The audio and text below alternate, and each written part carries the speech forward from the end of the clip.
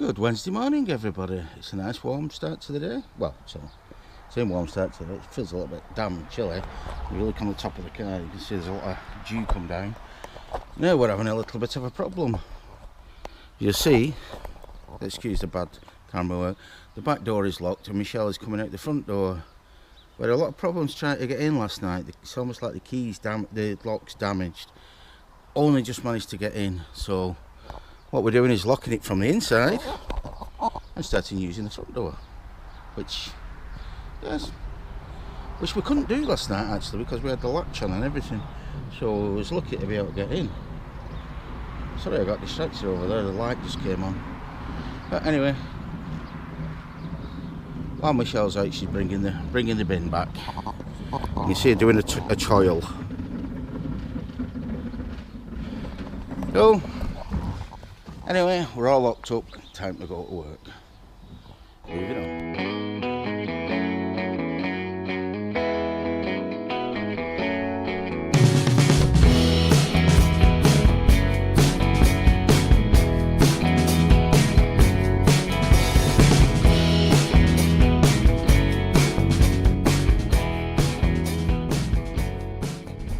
Hi guys, we've just been listening to the radio there and they've just given us a list of the top 10 retro games, and at number 1 was the Rubik's Cube.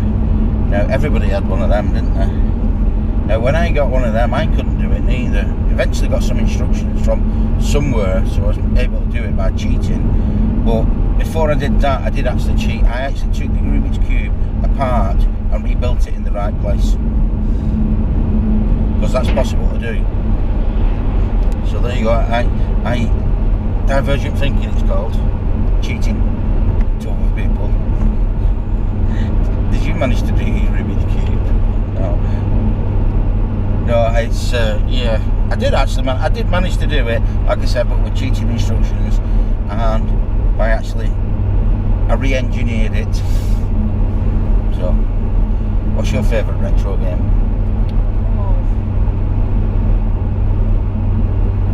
Don't say Monopoly. Tetris. Oh yeah, I gotta go with that as well. Tetris. I played that for hours and hours and hours and hours. When that came out, it's such a simple game, but it was ahead of its time. When that came out, you were in your 30s. No, I wasn't. Oh, man. No, I wasn't. I remember seeing it for the first time on the original Game Boy, and I must have been about 6 or 7. Yeah, but you wouldn't have paid attention before you were 6 or 7. Because what I remember when I was 6 or 7, I didn't even know there was life at the end of the street. Well, apart from the fact that I went to school, but the school I went to was at the back of our house. I only ever travelled 100 yards maximum. So I rest my case. I don't know what I'm trying to defend myself for, but I feel I have to. When you were 6 or 7, supermarkets didn't exist. No, they didn't. I must admit. And I just. Well, Action Man did, and I always wanted one, and I never got one. I was most disappointed. I asked for an Action Man every time, never got one. And you've heard me say that before, so you know it's true. Yeah, because all my mates had an Action Man. Well, I think probably one person had an Action Man, and everybody else was dead jealous. And I think it was the advertising, the TV advertising, that did that to me. Probably when I was just at that age where you were starting paying attention to the adverts that were coming on the TV, particularly at Christmas time. I used to love it at Christmas when the adverts used to come on. But in them days, it was probably late November. Nowadays, Christmas started. I've seen advertising for Christmas already. There's a shop in Fraserburgh that's already selling Christmas stuff. Can we go? No. It's not even Halloween. Yeah, but Halloween started in America. It has. What do you call it? Mickey's out. Mickey's Not So Scary started this week or last week, and they're not so far off HHN 27. I know, it's just... Really? You've got to... Life is so tough, you have to look forward to things. Yeah, life's tough with buying... Our debating this morning is how we're going to fix the lock on the back door. No? Incidentally, the door is locked from the inside. We just can't open it with the key from the outside. It's either got... I think the weather shield's kind of stuck. You know, you push it and it pushes a bit of a weather shield back. I think that's got stuck. I think that's what's making it difficult. We can't actually get in if we have to, but it won't be long before we damage your key doing that, because you really have to force it in. But yeah, that was our debate. Before we talked about Rubik's Cubes and stuff. Oh, what do we do? Do we change the lock? Do we change the barrel? Do we try and figure out least painful way. Anyway, with that, moving on. Okay guys, that's work over with. That's over halfway through the working week. What we're doing now, it's like 20 to 7 at night time. We've been watching a programme since we came in called In Solitary.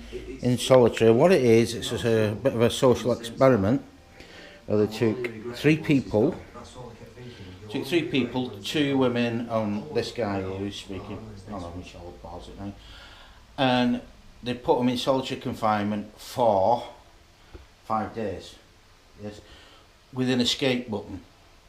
And I saw it going on, I thought, oh, it's just Big Brother, I won't like it. Well, it's really interesting, isn't it? Seeing how they're coping and how they're getting on with 5 days in solitary. And I would have thought myself personally, you'll easily manage 5 days in solitary. But watching these, maybe not, I don't know. You'd manage it, wouldn't you? All you need is a couple of books. Apart from the fact that you'd run out of stuff to read after the first 12 hours, you'd be alright, wouldn't you? I could take one book and manage 5 days. But, so, we're watching it on Demand 5 and it's called In Solitary. It's a good programme. And, excuse me, I'm going to go and do some editing and watch that at the same time. Moving on. Okay guys, we said earlier on in the week we was waiting for our muscle food delivery.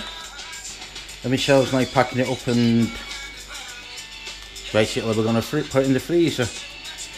So what bits is that? Is that the mince?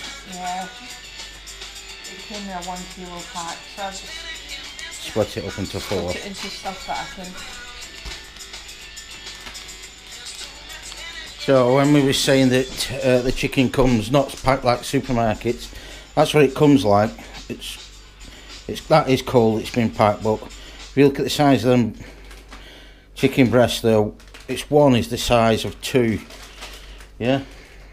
Well, maybe 1.5 sizes of what you would get at the supermarket. That's 2.5 kilos of chicken. So we've got chicken, mince. What else did you get? It came with like a free hamper thing that had sausages and some burgers and some bacon and some steaks and... Is that all in the freezer now? It's already in the freezer, yeah. It didn't need to be split up. So what was the cost of that total? 30 something. 30 something pounds for 2.5 kilos of a kilo of, so 2.5 kilos of chicken, a kilo of that, sausages, what did you say? Some bacon. Bacon. Steaks. So yeah, and it's all 95% lean. Yeah. Chicken's really nice as well. It's a really good quality. And as you can see, one portion will do both of us when you're on a diet. Yeah? Well, I'm just packing them as singles so that I've got the option. Okay, so that's our thing. Now, I'm just editing the video from yesterday where I went to the dentist. Oh, not yesterday. Yesterday. Yeah, it was yesterday. I went to the dentist yesterday. And I got a temporary veneer put on my tooth. Well, I knocked it off at work this morning. So that temporary veneer was extremely temporary. I'm not going to go back to get it put back on again because I'm having the real veneer put on in 13th of September, I think. So what, 2 weeks? So there's no point going paying more money for re-glue something back on again. I'm going to knock off again probably. So we'll leave it at that. Anyway, moving on. Okay guys, take 2, my battery went. That's Monday night over with. Just watched a bit of Medium, watched the end of that programme about being put in solitary confinement, 3 volunteers. That's a really good programme. Look it up on Demand 5. Oh, what was it called? In solitary. In solitary. We really enjoyed that. It's actually surprised me. Anyway, with that, time for me to go to bed actually, I think. So I'm going to call it. So it's a good night from me. It's a good night from him. Good night. See you all in the morning.